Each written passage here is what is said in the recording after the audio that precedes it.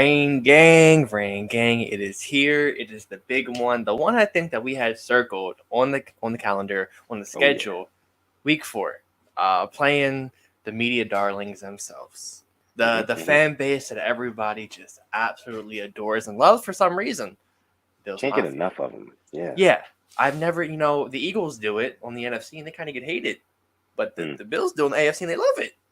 It's cool when they do it. It's a problem when I do it, basically. that's how Eagles fans must feel. But we are back with another Purple Rain report, Purple Rain game day report. Like Inactives, we got that. All right, pre-games, we got that. But we're here. Most importantly, follow us on the Purple Rain podcast on Instagram because the game day stuff. The highlights will be on there. Follow this guy on Instagram, on Twitter at Sutton Def. Follow me on Instagram at simplyas10.prod, on Twitter at simplyas10, and we can get right into it. Whole lot of stuff going on, man. Whole lot of stuff going on. Whole lot to talk about. The Rain Gang is pouring in the chat. We appreciate you guys for coming through. This episode, another Purple Rain report on a game day too. Let's see who we got in the chat so far. I see my guy Mod K Dog is already here. Indeed. Says, "Yo, what's good, Rain Gang family on this game day?" I'm thinking today that the flock will get to shit on the Mafia. Oh, I hope so. That would be nice. I hope so, man. That would be wonderful. SG says, I'm hyped for today. What's going on, bro? Yeah. Brandon in the house. Yolanda in the house. What's going on? Taquan Christian is here as well. What's going on, Taquan Christian? Yes. Appreciate you for coming through. Spencer. Our first super chat donation. Thank you so much, Spencer. And good morning. Good morning to you, bro. Yeah. Says, time for another Jackson 5. It is what it is. He said, rain, snow, sleet, sunny, don't care. Don't care. Don't care about the weather. Lamar. Yeah. Our guys are your guys. You know what's funny? I was on the Bills Twitter page earlier, and I saw that they posted a video kind of referencing The Wire. And it was weird. It was weird. It's like, are you throwing shade at us? Okay. I didn't talk about that. I thought it was really weird because we did it as a memorial to him. It wasn't like we did it before. Like it was a memorial, and them doing it was kind of corny, if I were to say so myself. Yeah, I agree. Definitely agree. If we posted people jumping off of tables and this and that, it to me didn't feel authentic, didn't feel natural. Don't know how the Rain Gang thinks of it. If you did see, they basically made a video using the Omar whistle from The Wire, like you said. It felt forced in my opinion, and it was it got the backlash it deserved. It definitely deserved the ratioing it got, if I would say that. But yeah, weird. Very weird. Very weird. Very weird. I don't know, man. It seems like they're fucking around a little bit, They might need to find out soon. They might need to find out. Around and find out. So I'm telling you, they're fucking around on on a level of about 5. So they might find out with 5 touchdowns from Lamar Jackson. I'm just saying, Spencer agrees with me. Yeah. I would I did have us losing this game, but hell, they might have to change because I saw who they have some inactives. We can get into that. If this run game gets going, I'll talk about that. You want to get into the inactives for the Bills? Let's get into the inactives. Go ahead. All right, we'll start with the Bills first. Jake Kumerow, receiver, tight end Tommy Sweeney, defensive back Christian Benford, and offensive lineman Justin Murray. But here are the big 2. Defensive tackles. I said tackles. Ed Oliver and Jordan Phillips. 2 of those big guys in the trenches are inactive. Starters. That's big for us. That is. And with it being a rainy day, I got faith in Giro, unfortunately. I think he'll cook up some good run plays. Yeah. Justice Hill, J.K. Dobbins. If you get that run game going, we know this passing game is pretty lethal. So I'm feeling a little bit optimistic right now. Yeah, me too. I am. With this rain, and it's kind of fitting that you're listening to the Purple Rain podcast right now. It's raining today in Baltimore and Maryland. It's going to be a wet one. It's going to be very messy, but I think that Greg Roman is definitely going to have something up his sleeve to have to, because we're going to have to run the ball. We're going to have to run the football like crazy, man. And it's not going to be I don't know. I feel like we're just not going to be able to get as much success through the air passing the football. That's my problem. So it's I don't know. We're in for a good one, but let's get to our inactives. Yeah, okay. We'll do that. So, first and foremost, Ronnie Stanley. Do I want to say that was kind of expected? Because I personally think it was. Ronnie Stanley is not playing today. Defensive back Jalen Armour Davis, healthy scratch. Kenyon Drake, healthy scratch. And then Justin Houston and Patrick McCary, how you say it. That's a pretty deep inactive list, I think, for us. We got starters. We got, I think, 3 starters inactive. Houston, Stanley, and then McCary. Which means rookie tackle, Daniel Falele against Von Miller. Yeah. He needs help. That's rough. Definitely going to need help. But I was reading a tweet from not Jameson Hensley, but Jeff Zrebeck, where he was basically saying that the Ravens they have active today. What is it? 4 tight ends and a fullback? Yeah. Okay. So, so this is coming from Jeff Zrebeck as of about 20, 30 minutes ago. Says rookie 4th round pick Daniel Falele will be making his first NFL start today. He'll be playing left tackle, position he didn't play at all in college. He'll be likely seeing a lot of Von Miller, like you were saying. Then he says, easy to see why Ravens have 4 tight ends and a fullback active. They'll give Falele help. So a lot of chipping probably from that side, I would assume. But, man, this is going to be a litmus test on all fronts. You know, it's going to be a litmus test for Daniel Falele to see if he can protect Lamar. It's going to be a litmus test for the secondary as well. The secondary is going to be tested today. You know how much the Bills love throwing the football. What did Josh Allen throw, like 62 times last week or something like that? Yeah. Yeah, he throws it an insane amount of times. So we're going to have to lock down on that front. And then with no Justin Houston, the pass rush has still got to be there. Odafe Owe, excuse me. I need him to step up. Yeah, I need him to step up. Who else can rush the passer today? I mean, we had Malik Harrison lining up at edge, didn't we? Yeah, and Pierre-Paul. Yeah, that's right. This is going to be his first game. That'll be interesting to see how he does in his first game with us. I think it was funny how he came out how he was playing with he was banged up and bruised last year. That was big to me because we looked at his numbers and they weren't anything to write home about. They were pretty piss poor. Hearing about that though, him having this time off, him being able to get healthy, that could definitely pay dividends for us. But there was a reason why he was on the street going into week 3. But we'll find out. We'll definitely find out. We'll see if he can help us out. Can't be much worse than what we have, unfortunately, because we don't really have anybody right now. So definitely will help us there. And then, I mean, I know we caught up Brandon Copeland. He'll be there to pass rush Malik Harrison, I know you said. Yeah. But the linebackers, too, have to play well. Josh Allen will exploit our weaknesses over the middle of the field. Yeah, and it's not Mac Jones where Josh Bynes sees it on tape and reads it and gets a pick. It's going to be straight, we're better than you. And Josh Allen will try to expose us as much as he can. Yeah. We need, as a collective, we need Queen to be ready. We need Patrick Queen to have a really good game. That in-between is going to be – because I think Marlon Humphrey, he's been doing a really good job this season, as well as Marcus Peters as well. Have you seen the passer rating when going against him? Yes. 1. Yes. 1. Not getting talked about enough. But he's been doing a really good job. That's fine. I know. But we'll see. Honestly, talking about the secondary, you think that Marlon Humphrey will shadow Diggs? I would hope so. I would hope so. That's our best guy and your best guy. Yeah. I think that's what's got to happen, you know? And I feel like when you tell your cornerback to shadow the other team's best wide receiver, there's a pride factor that comes with that. Yeah. Right? It's not like, okay, I'm gonna guard him these couple plays and then the next time he's gonna be on this other side of the field. That's no. Like you go everywhere he goes and you see at the end of the game who got the best of who. You know, it's like a clear-cut thing. So I think we'll get to see a lot of Marlon Humphrey versus Stephon Diggs, but I don't think that Mike McDonald is gonna have him shadow him. I think that he'll be kind of all over the field, to be honest with you.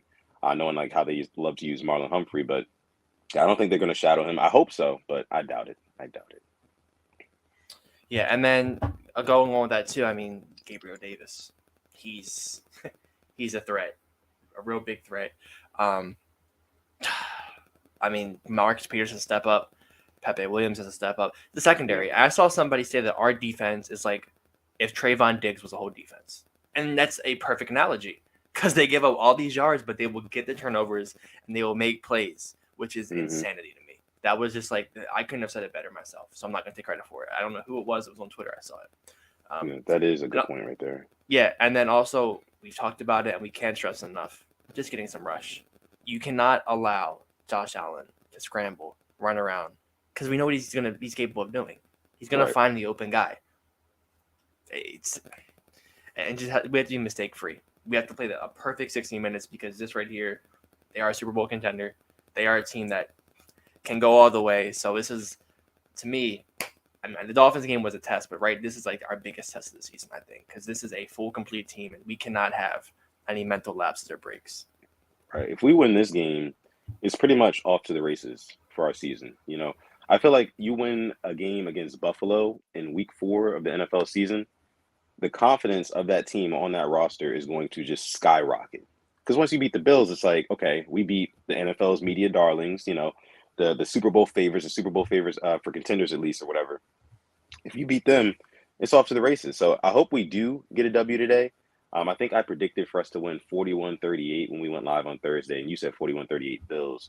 So I definitely think it's going to be pretty high scoring as well. I think the second half of that game is going to be fireworks. Now, it's going to be raining, but I definitely I don't think that the rain is going to hold back either of these teams from scoring the football. No. Yeah. It might make it sloppy, but it's going to be two high-flying offenses. There will be fireworks, and fully expecting that. Running the football, though. Time of possession. That is going to be to me at least, our biggest key to victory. You talked about it on Thursday too, right? Mm-hmm. Yep. Yeah. I mean, with J.K. Dobbins being back, we didn't see a whole lot out of him last week. We talked about that, but we saw enough that he is now a threat, and you can't really just stack the box and expect a pass because now we have a running game. Right. But yeah, I'm looking at Justice Hill too because he showed out last week. But running the ball is huge. I mean, the Bills can't run the ball. We can.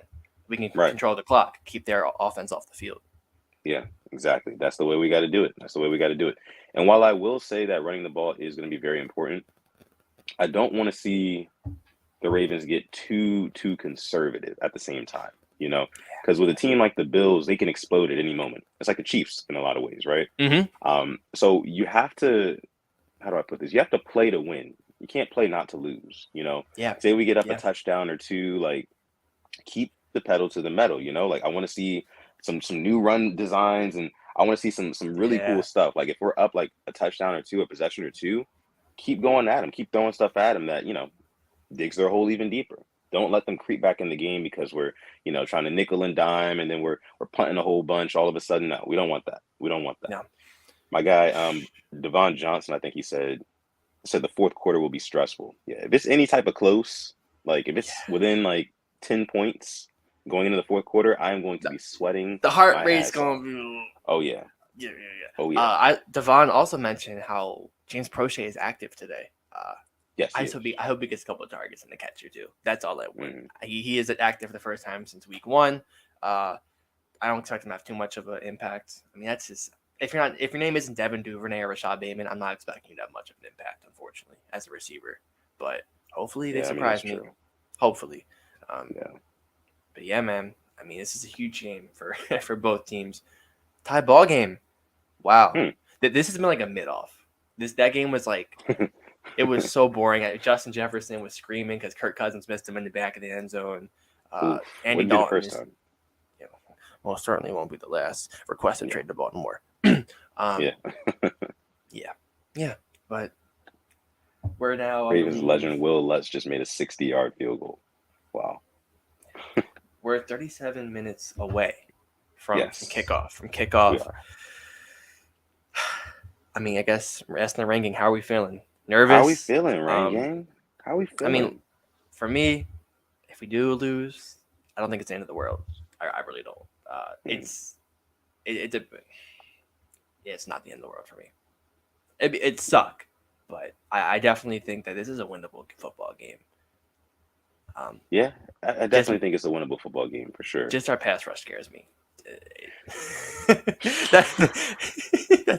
That's the biggest thing for me, man. Dude, that pass rush, man. I just need oh my god.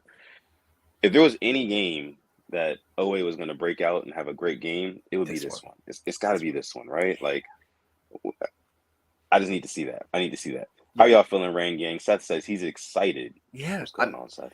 It's two heavyweights. How can you not be excited? Yeah. Just. Let's see. Yolanda says I'm feeling cautiously optimistic. I like that. I like that. And listen, with the color rush jerseys on gives. That has to give us a couple little boosts. Yeah, little that's bit of. Gotta be something. That's gotta mean something, right? You got it when you look that good. All right. Yeah. Come on. Let's see. Rico says it's gonna be on the defense. I agree here. Like I said on Thursday, Josh Allen. He does not care about the rain. He does not care about the wind. He is going to fling that football. I promise you, that will happen. Yep. So it is going to be on the defense to lock up on the back end and the secondary, but also just putting pressure on Josh Allen. Do not let him, because he's really good, even with pressure. He's really good, like hanging in the pocket, being cool, calm, collected, kind of like Flacco used to be. Honestly, I hate to make that comparison, but they're kind of similar in that way. But we're going to have to make him uncomfortable, knock him off his spot. There's going to have to be pressure coming from each and every way. Interior pressure is going to be big. Just like it's big in every game. But especially when you're playing against talented quarterbacks, man, who love to throw the football, give them something to worry about coming up the middle. It's one thing to have edge rushers coming around the sides of you where you can step up in the pocket. But you have somebody falling into your lap, like your offensive lineman falling into your lap, and you see a guy coming around him, you have to not, get off your spot and then try to extend the play. And hopefully we got guys like Oweh who are fast enough to track him down, take him down. Oweh almost had one not yesterday, but last week. He was running down on Mac Jones. But it's going to be important for pass rush, man. And even with our interior, with no Michael Pierce, with Matabike, Travis Jones, Broderick Washington, those are three young dudes. They're going to have to mature quick.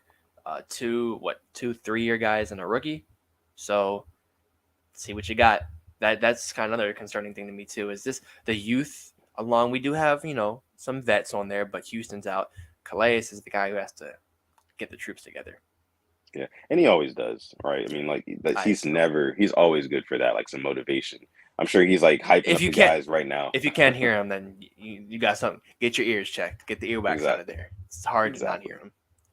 Let's see. Yolanda B says, Oweh better have a great game today. He just has to.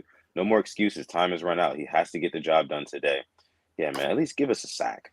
Give us a round sack, pick something. For a reason. First round pick. Let's see it.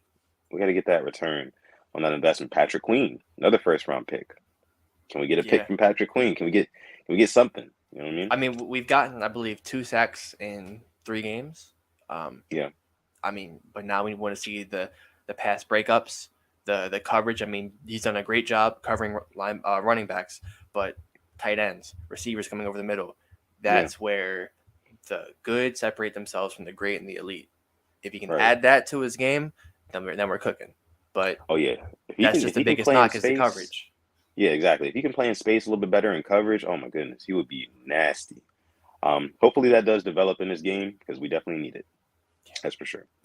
Let's see. Lisa says, "Don't give Josh Allen all day to throw, Alex." What? Good morning, Me? Lisa. How are you? I know. I know. You can't. I know. Let's see. Tony says, "If we lose today, is the Bengals game a must-win?" Well, every game's a must-win, honestly. Yeah. But with the divisional games, it's even more of a must-win. I think every divisional game, like I won't take that for losing because we went what? We had 1. Yeah, we got swept by the Steelers and swept by the Bengals last year, and we split with them. We were 1-5 in divisional play. You're never making the playoffs going 1-5 in divisional games at all. You got to hold down the division, that's for sure. So must win for sure. Mod Boz in the house says, "Oh shit, hey Rain Gang, better late than never." What's going on, Boz? The Steelers, who they got today? They got the Jets, right? The Jets. Yeah, Zach Wilson led Jets. Yeah, that's right. That's right. They play at 1 or 4. Probably 1. 1. Yeah. I won't be watching that game, but I'll definitely be watching the highlights. That's for sure. We're watching the scoreboard at the bottom, seeing what's going on. Yeah, maybe I'll catch it on Red Zone or something. Might have that pulled up on the side. Let's see. Seth says, "I showed my Rottweiler a picture of a buffalo, and she started growling." That's funny. That is funny. Oh, bad. What's your Rottweiler's name, Seth? Yeah, because she's good. Give her a treat for us. She's a savage. Yeah.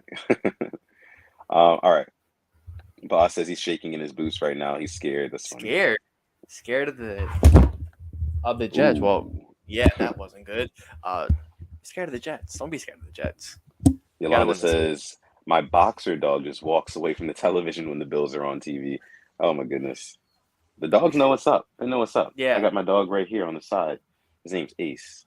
I don't think he cheers for the Ravens, though. I think he's more of a Giants fan. Really? Yeah. We'll have to get that switched. Yeah, we're gonna have to.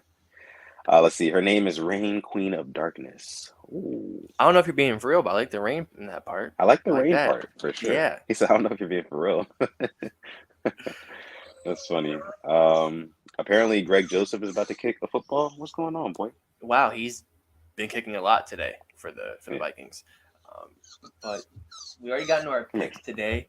We got into the say hello to the dog. There we go. There we go. Oh, he's being serious about the name. Okay. He says I'm serious. Then I like it even more. I thought you were pulling our leg. Yeah. Let me see. So I see the Ravens just tweeted. Oh yeah. How do you feel about Carmelo Anthony's at the game, number 1. Yeah. I think that's pretty cool, personally. Yeah. Love that. I'm trying to see if I can find out what the line's looking like and just seeing, the pregame report, who's practicing and everything. Yeah. So it's definitely still raining, cloudy, overcast at the stadium. Yeah, I mean, they haven't said anything about who's starting, but all indications are Danielle Falele, which is our 3rd left tackle in 3 weeks, in 4 weeks. So we might have 4 and 5 weeks if Stanley plays next week. Yeah, I'll be really excited if Falele plays well today against Von Miller. Like, that is going to be huge. At that point, honestly, let's think about this real quick before we wrap up and we'll get out of here before games start to come on. Yeah. If Daniel Falele plays really well today, doesn't allow any pressures, no sacks, and he really holds Von Miller in check, is there a controversy at left tackle then? No? I don't think so. Just because all the money. Because Stanley, it's just, I know the money is tied up, and that's the thing that really annoys me about this whole situation.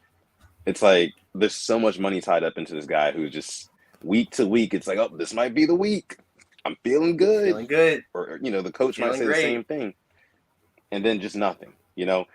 I understand the rain. I get that part. So that's why I'm giving it a pass this week. But next week, man, if I don't see Ronnie Stanley out on the field against the Bengals and Trey Hendrickson and company, I'm gonna have some real questions and some real problems too. Yeah. Okay. How do you feel about that? I get it. I just don't know we obviously don't know the full extent. I don't think we were expecting. What did Olave do? Because I have him on my fantasy team. I started Olave on my fantasy. He had a touchdown already. Yeah. My fantasy name is Olave when you call me Big Papa, and I'm very proud of that fantasy name. I am so proud of that. I love that. Look at my dog. He's trying to get at the camera. Come on, boy. For me, I think I think he's got to be playing next week. I'm there with you, but my cutoff is week 8, and then we'll start talking about it. And then the dog he's like, can we get him on the edge, because he is giving you nonstop pressure. I know, just like a bull rush. I got him off the bed now, so he's good. He's ferocious. He's looking at me. I love that. Ferocious pass rush for sure. I see Bob says Alex is playing me this week and Olave is going deep. Yes, I am. Let me see. Let me see what Olave is doing. Did you just say it in fantasy how many points he has, or no? No, he had 12.5 before he had a touchdown. Before he had that big catch. He's now at 16.7, so it was a 32-yard catch, I believe. Okay. Nice. Chris Olave is pretty good from what I've gathered so far, yeah. Yeah, Michael Thomas is why I started him today, and I'm on Ross St. Brown's out. But, the Saints and Ohio State receivers just are like a match made in heaven. Freaking made in heaven. But, I see, people, Boyle should help. Today, if there was a time to utilize Nick Boyle as much as we can, it's right now.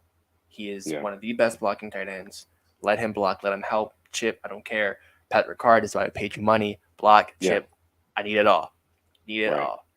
Because that pass rush is no joke. Like I said, not even just Von Miller, but Gregory Rousseau is actually really good too. So we're gonna have to watch out for both of those guys. We know all about Gregory Rousseau. Yeah. But yeah, I think we're gonna go ahead and leave it there for this Purple Rain Report, this pregame stream. Thank you guys so much for coming out to this one. Make sure you like the video. Yep. Before you get out of here, like the video, subscribe to the channel. If you are new, there will be more content coming soon and very soon.